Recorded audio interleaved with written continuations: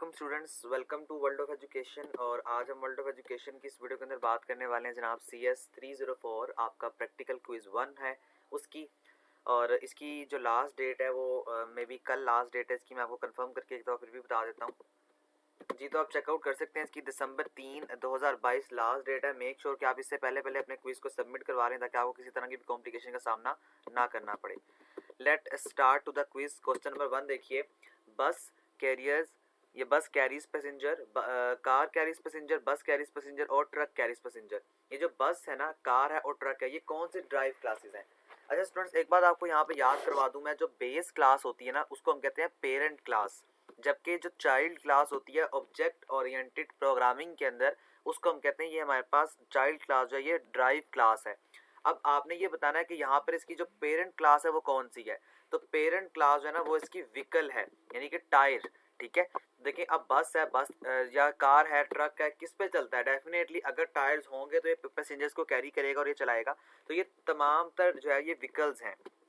Vehicles is the right option here.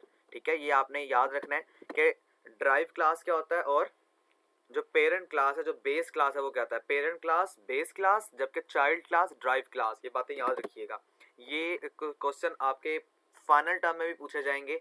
ठीक है, तो मैं आपको 12 दफ़ा शुरू से बता देता हूँ तमाम लोगों को कि आपका मिड टर्म नहीं होगा, सिर्फ इस प्रैक्टिकल का सिर्फ फाइनल टर्म होगा। और फाइनल टर्म में 110% शो है, यही क्वेश्चन आपसे पूछेगा बार बार MCQs की फॉर्म में।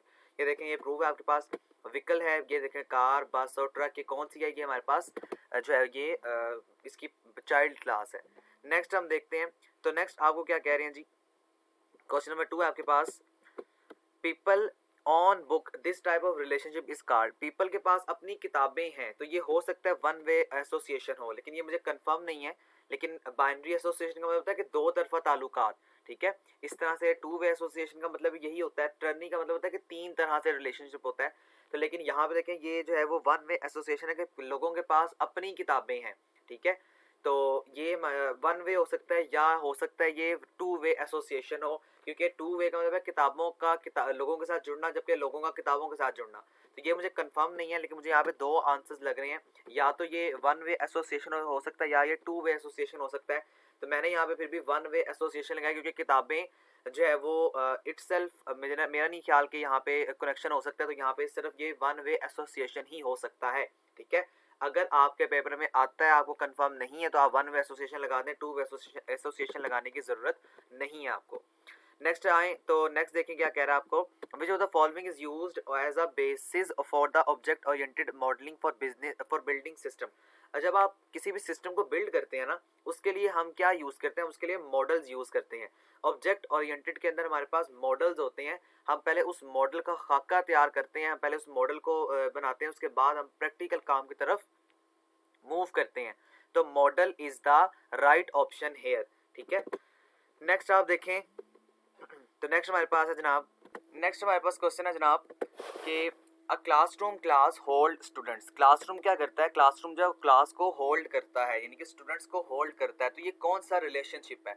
आपने ये बताना है कि ये रिलेशनशिप कौन सा है। देखिए, इनहेरिटेंस का मतलब होता है जो आपको विरासत में चीज़ मिली है। जिस तरह भी आपको व्हीकल के बारे में मैंने बताया था, तो वो जो व्हीकल थी वो पेरेंट क्लास थी, और जो बाकी ट्रक, बस या जो कार है वो ड्राइव क्लासेस हैं, यानी वो इनहेरिटेंस के कॉन्सेप्ट को इस्तेमाल कर रहे हैं। ये बात याद रखिएगा, कंपोजिशन का जो कॉन्सेप्ट होता है ना, ये बहुत ही ज़्यादा ज़रूरी होता है, ये बहुत ज़्यादा इम्पोर्टेंट होता है। इसको आप बिल्कुल इस तरह समझ लें कि कंपोजिशन का मतलब है जिस तरह आपका नाक आपके मुंह के साथ है, आपका हैंड आपकी बॉडी के साथ है, यानी कि आपका फेस आपकी बॉडी के साथ है। ये इतना ज़रूरी रिलेशनशिप होता है जिसको हम कहते हैं कंपोजिशन। ठीक है, यानी कंपोजिट का मतलब होता है कि रिलेशनशिप बहुत ज़्यादा नेसेसरी है, रिलेशनशिप बहुत ज़्यादा ज़रूरी है।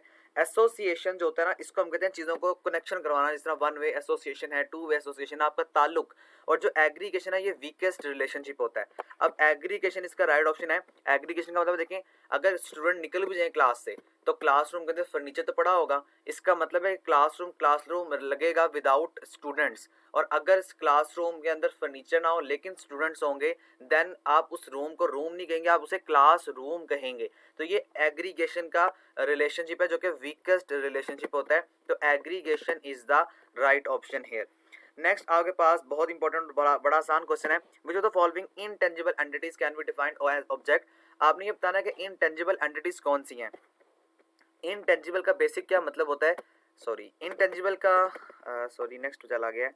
ओके, इनटेंजिबल का मतलब होता है कि आपने ना ये चीज़ देखनी होती है कि कौन सी चीज़ को हम टच नहीं कर सकते हैं। अब यहाँ पे देखो इनटेंजिबल क्या है, आप बाईसाइकिल, आपके पास एक मोटर बाइक है, आप उसको जो है वो साइकिल को टच कर सकते हैं, बाईसाइकिल को, इसका मतलब है कि ये टचिंग है, यानी कि आप जिस चीज़ को टच ना करते हैं उसको हम इनटेंजिबल कहते हैं।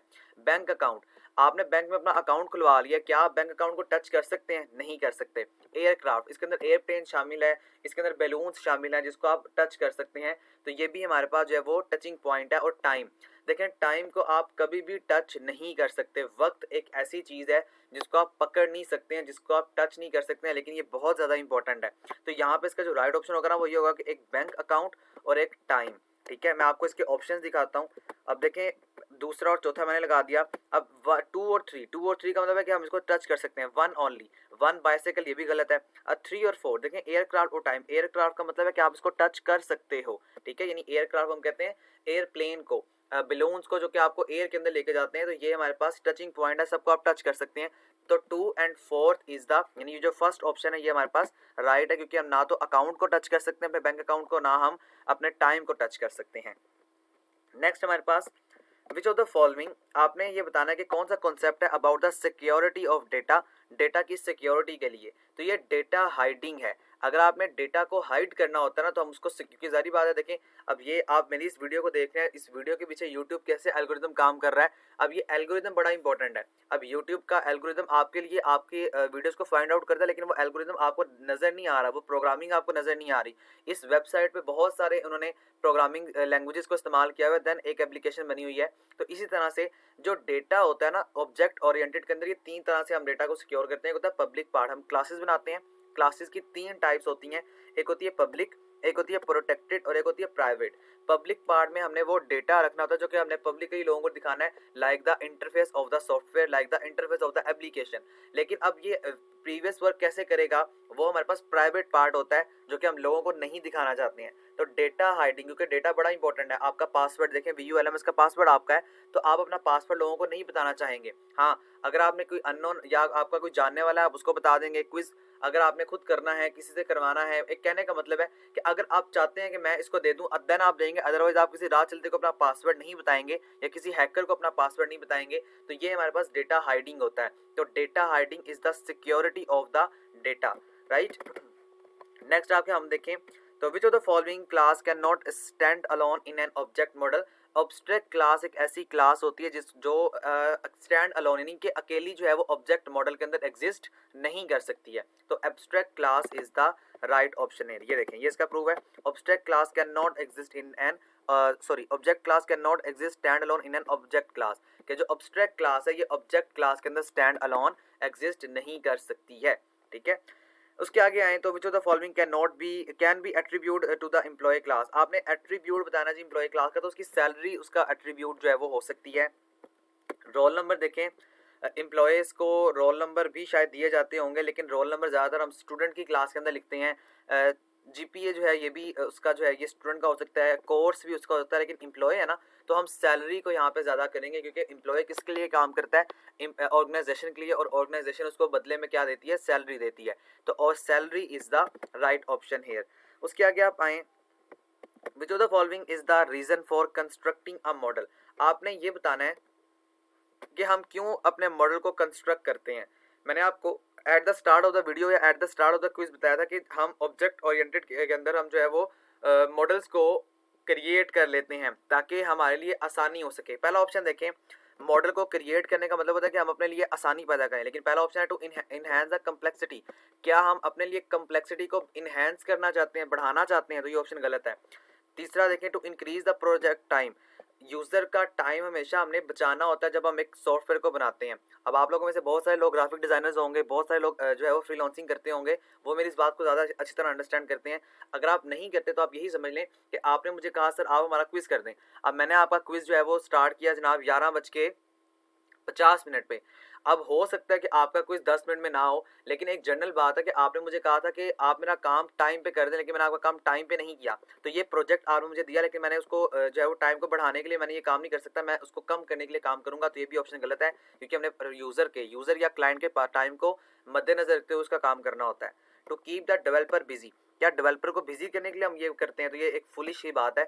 The right option is that to understand a problem, हम तमाम तर प्रॉब्लम को अंडरस्टैंड करते हैं बिफोर बिल्डिंग इट, किसी भी मॉडल को बिल्ड करने के लिए। यानी अगर हमने एक सॉफ्टवेयर बनाना है, उसकी फंक्शनैलिटी क्या क्या होगी, वो क्या क्या काम करता होगा, उसकी फंक्शनैलिटी को तमाम तर चीज़ों को अंडरस्टैंड करने के लिए हम एक उसका मॉडल तैयार कर लेते हैं, ताकि हमें बाद में आइंदा आने वाले टाइम में यूज़र की या क्लाइंट की रिक्वायरमेंट्स का जो है वो पता लगे, या क्लाइंट हमारे इस मॉडल से या हमारे इस तमाम तर क्राइटेरिया सॉफ्टवेयर से सेटिस्फाई हो सके। तो is the right option to understand the problem of the, yet to understand the problem before building it.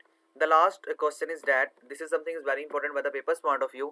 Which of the following is used to achieve information hiding? Information hiding के बारे में जब भी आपका concept आएगा, वहाँ पे आपने एक नाम याद रखना है, इनकैप्सुलेशन। इनकैप्सुलेशन का मतलब होता है इंफॉर्मेशन हाइडिंग, इंफॉर्मेशन को छुपाना, डेटा को हाइड करने का जो कॉन्सेप्ट होता है वो हमारे पास इनकैप्सुलेशन का होता है। तो encapsulation is the right option. या आपके पेपर में आपका क्वेश्चन भी आता है, देखें, encapsulation concept is used to implement the information hiding. Information को या डेटा को हाइड करने का जो कॉन्सेप्ट होता है वो हमारे पास इनकैप्सुलेशन का होता है। आपके पास ये डिफाइन इनकैप्सुलेशन आता है, तो आपने इतना सा जवाब लिखना है कि इनकैप्सुलेशन मीन्स डेटा हाइडिंग, या encapsulation means to hide the data from the unknown person. ये इसका इतना सा जवाब होगा। लैब 1 और लैब 2 का एक क्विज था, मैं उम्मीद करता हूँ आपको इस क्विज की समझ आ चुकी होगी, राइट। इसके अलावा स्टूडेंट्स, अगर आपको कोई क्वेश्चन आप कमेंट्स में पूछ सकते हैं, और इसके अलावा अगर आप मेरे चैनल पर न्यू हो तो प्लीज़ इस चैनल को सब्सक्राइब कर लें। इंशाल्लाह एज सून एज पॉसिबल आपके लिए जो प्रिपरेशन वीडियो होगी वो अपलोड कर दी जाएगी। Thank you so much. अल्लाह हाफिज़।